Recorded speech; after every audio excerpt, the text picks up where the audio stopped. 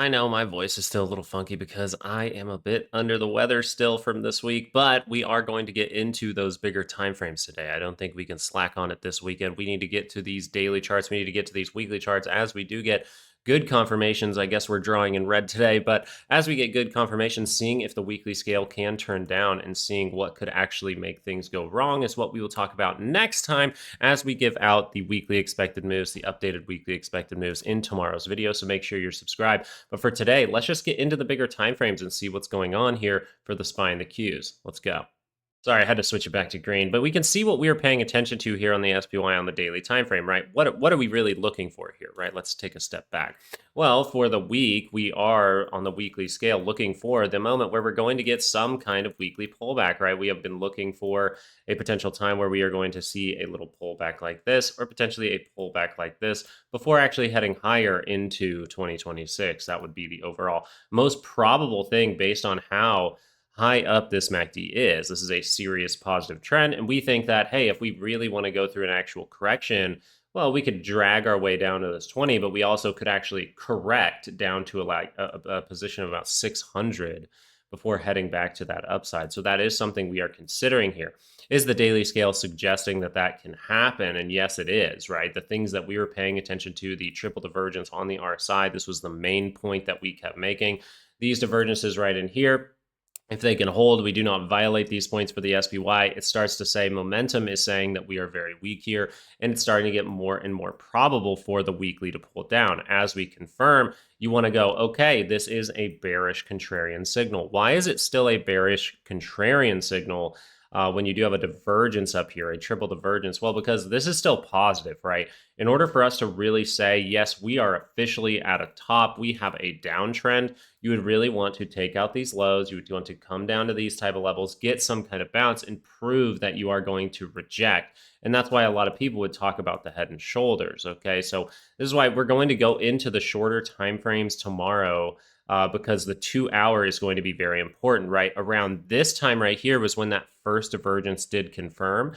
And then we said, what? Yes, this does add up those probabilities, but we need to do our homework in here, because if the work is done by the bulls in here, it can catch itself and head to the upside. You are at that point right now. So make sure you're subscribed for those shorter time frames. But what we're looking for here is a test of that monthly expected move. Get outside of it, get people nice and bearish by the end of the month, and then you actually get a bounce, because this is your 68% zone for November. Sorry, guys, there might be a few pauses because I keep sneezing and having to wipe my nose, and I don't want you guys to have to hear that. So I do apologize for if there are just a couple more cuts than usual. We are coming down into this area, though. This is great liquidity. We have not taken out this low yet, so make sure that the shorter time frames are on your mind, because we're going to talk about those. It's going to be very similar to how we talked about it right over here. The thing is, the reason for that is you see this big purchase come in towards the end of the day. Very, very cool that we were able to tag that daily expected move on Friday and almost close directly on the 68% zone there. So very, very cool. Very thankful for our weekly and daily expected moves, which we'll be giving out tomorrow. Something I wanted to point out here, just so you are aware that this can still go in both directions, right? If I have positions up here for downside, I'm very, very happy. So we're going to do that homework on the shorter time frames. But really, if this wants to come down lower, if we come down to this type of area and we react to the upside before we are able to go negative, look out, because that still could say, hey, we're going to test this high and go make a new one. I think that was a very good point to make here. Now, these are some things to react to. As of right now, on the shorter time frames, everything is pointing in that downward direction. So all of this is going to be things to react to. As far as this video goes for the SPY, we're pointing out that the divergences are here. They held, they confirmed. They confirmed with the price action back in these days. We see that the RSI was able to do the same thing. It confirms through the center line on this day, actually right here, and we see that continued downside. And now we're going to go into those shorter time frames tomorrow to pay attention to this big buyer that came in and see what's the most probable going into next week. You do see here that the Qs, now the Qs are still saying something here. Now the Qs have saved us more times than not. The Qs are the ones who told us to watch out for a trap number 3 back here. So let's pay attention to the Qs and see what they are suggesting is very probable here.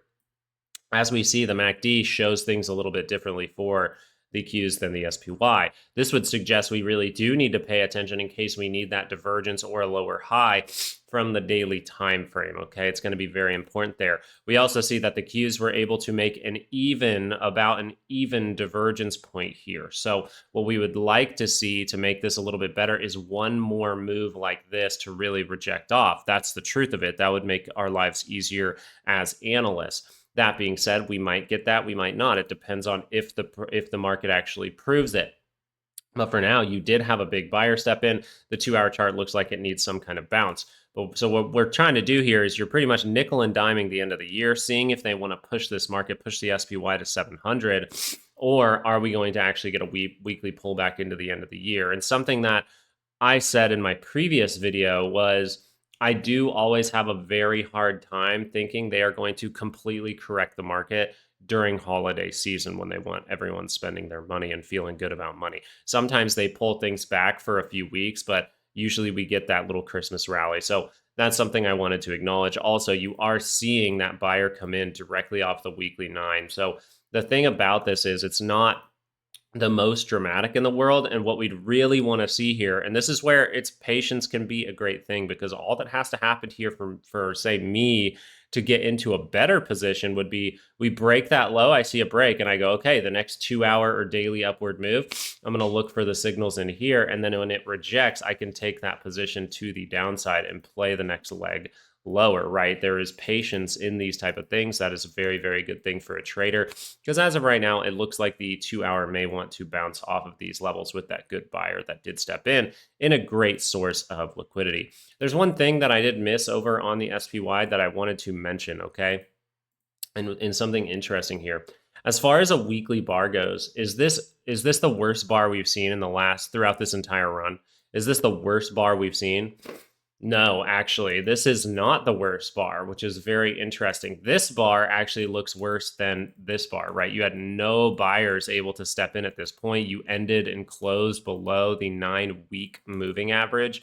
So as it stands, this is not the worst weekly bar. And if we wanted to leak this out for some kind of tag of 700, I would not be surprised. And that's why we're going to keep talking about these things. We're going to keep talking about these things until the SPY takes out a firm level of 652.50. And we are going to continue to talk about these things making new all-time highs until the Qs as well take out a level of about 589 very, very cleanly. We need to see those type of things in order to be fully convinced that this is an actual top. People who are trying to call it early, that's perfectly fine. But we're going to call that it is a probable top, but do our homework in case the market wants to flip back around. So we're going to do exactly what we did over here, right over here. On the weekly scale, you still have volatility in a negative position, and you were not able to close above the weekly 200, but you were able to close above the weekly 50. This is big. This means that we are holding some pretty good momentum as far as volatility goes. But here is something about Friday that really causes me to second guess what's going on here for a moment and paying attention to the Qs, right? The Qs might need that signal on the MACD, right? Usually I like all my tops have all the signals at the same time. And right now we still do not have that. We have it for the SPY. We kind of have it for the VIX. And then we don't have it for the Qs at this point, right? We don't have it as well as we could. So we need the market to drop below those critical levels that we mentioned just a little bit ago. But this bar right here, there's two things about volatility, which is interesting, which is this move right here and the fact that this move is lower. This move right here is the move from October, which actually topped out on October 17th, where actually we were at lower prices on like Tuesday, I think, or something in here, like Monday, October 13th. So the SPY was actually at lower prices around this area. Now, here's the thing. This was about a 3% sell-off. We just got a 4+ sell-off percent-wise right over here. And you notice that this sell-off was 3%, this one was 4%, but this one is much lower. There is not a huge scale up here like it should have been. We should have seen a little bit more than that, in my opinion, if we were really going to see volatility come back in. And this bar right here is the second point. We had a major tail on the top of this, and then we also see that we still closed below the 200 here for the daily scale. Now, anything can happen over the weekend, but as of right now, as this sits, this wouldn't really incline me to believe that major volatility is going to spike up right here. This would incline me to believe that at least a 2-hour pullback is coming with the amount of momentum that completely was lost in these last few bars.